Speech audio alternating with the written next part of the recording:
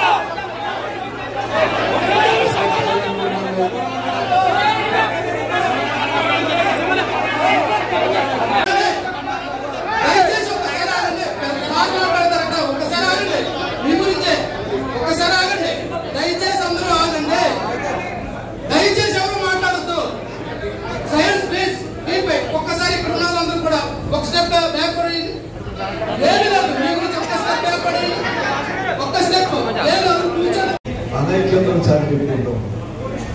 ఇది చాలా దురదృష్టకరమైనటువంటి పరిణామం. నాకు తెలిసినంత వరకు చాలాసార్లు నేను సమావేశాలకు వచ్చాను, కానీ ఇదివరకు ఇటువంటి పోలీసు బందోబస్తు మనం ఎప్పుడు జరుపుకోలేదు. దయచేసి ఈ సాంప్రదాయానికి స్వచ్ఛ చెప్దాం. మీరందరూ అనుమతిస్తే చెప్పిన మాట వినండి. ఎవరైనా మాట్లాడచ్చు, తప్పేది లేదు. ఎవరి మాట కనుక కార్యక్రమం దానికి ఉపయోగం లేదు. అంచేత పోలీసు వారికి విజ్ఞప్తి చేస్తాను. నేను దయచేసి వెళ్ళిపోండి. మీ అందరూ కూడా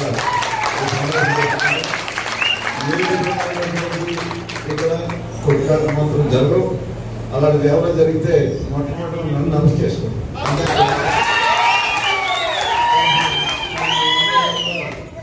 మీ అందరూ నమ్మకంతో వాళ్ళు పనిచేస్తున్నాను.